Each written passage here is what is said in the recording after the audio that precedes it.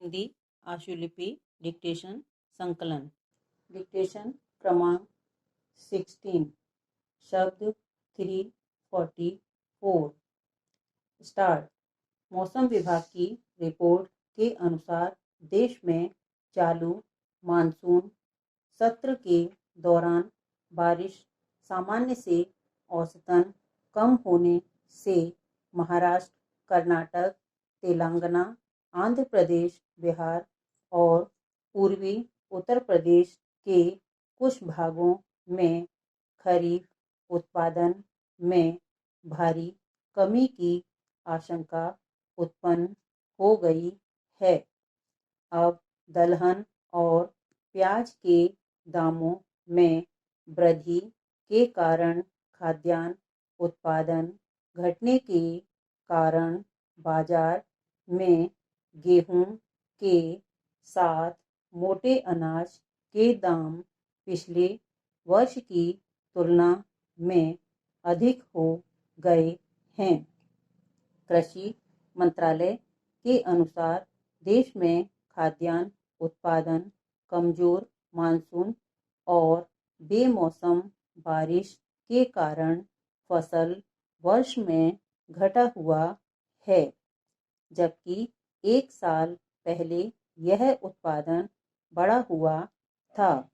हमारे देश के अंदर खाद्यान्न भंडार में मुख्य हिस्सा गेहूं, चावल, दलहनों, तिलहनों और मोटे अनाज का होता है।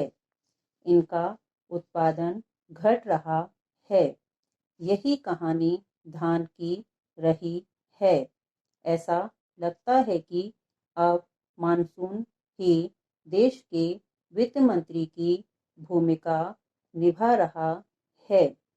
अच्छी बारिश होती है तो देश में सब कुछ ठीक रहता है और मौद्रिक नीति भी कारगर साबित होती है। बारिश नहीं होती तो महंगाई, विकास दर जैसी समस्या खड़ी हो जाती है। भारतीय कृषि राष्ट्रीय आय में 18% योगदान करती है। कृषि उत्पादन में गिरावट विकास दर को मुख्य रूप से प्रभावित करती है।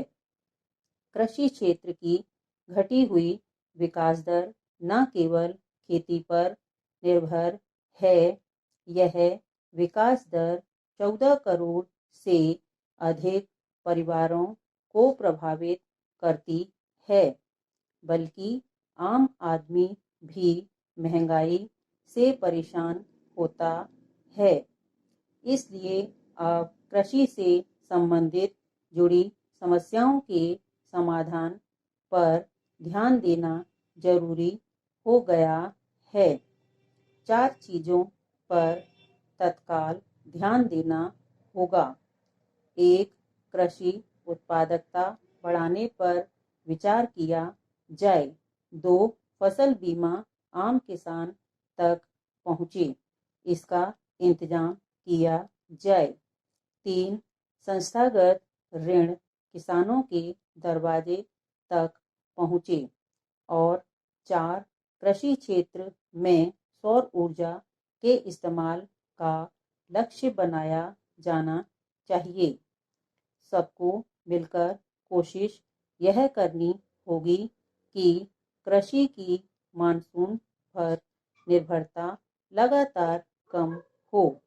पर्यावरण बदलाव के बढ़ते खतरे को देखते हुए भी यह जरूरी है। हमेशा जोखिम कम करनी होगी ताकि विकास दर में कृषि क्षेत्र का योगदान बढ़ सके। Stop. I hope this video was useful and you liked it.